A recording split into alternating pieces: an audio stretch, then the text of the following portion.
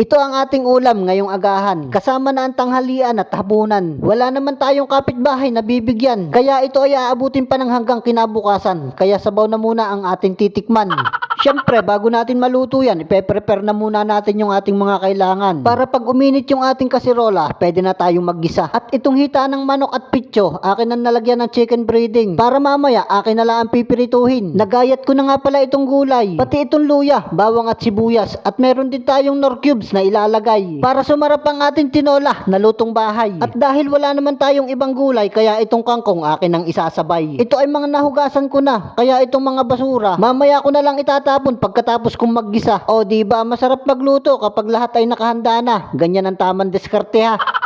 At nang uminit ang aking kasirola, yung mantika itinakta ko na. Sabay buhos ng rekadong pangpalasa. Sinabay-sabay ko na nga pala. Ganon din naman ang sistema. Halu-haluin lang natin para sabay-sabay silang mamula. Wari ko'y pwede na, kaya itong manok itatakta ko na. Sangkutsa nga pala ang tawag namin dyan. Yung lulutuin mo siya sa sarili niyang sabaw. Ilagay na rin natin tong nor cubes para habang sinasangkut siya, yung laman ng manok magkalasa. At nilalagyan ko rin ng paminta kapag ang niluluto ko ay mga gisa. Pasado sa aking panlasa kapag may paminta. Kaya tatakpan ko na, hihintayin ko lang ang maiga. At para maluto, yung karne malabog na. Sa pagluluto, tayo ay may kanya-kanyang diskarte. Kaya ito ay hindi ko sa inyo kayang ipagmalaki. Lutong contraction lang kasi ang aking kaya. Pero pag ito ay iyong nalasahan, mapapasabi ka ng wow naman. Parang lutong restaurant.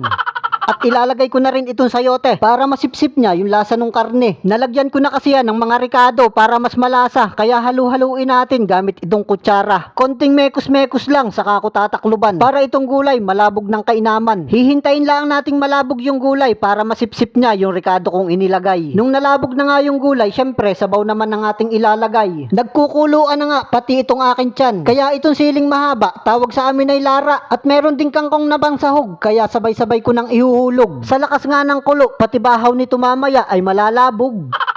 At dahil nga naluto na itong ating pangulam, alam nyo na kung anong kasunod dyan. Pero may isa-shoutout muna tayo. Dahil request ka, ikaw ay pagbibigyan ko. Jeffrey Simon, shoutout sa'yo tropa. At maraming salamat sa pag-appreciate ng aking munting video. Ang sarap lang sa pakiramdam na meron taong sumusuporta. Hindi man maganda ang ating content, pero ipaparamdam ko sa iyo ang kahalagahan mo. Kaya itong niluto ko, pwede bang tikman mo?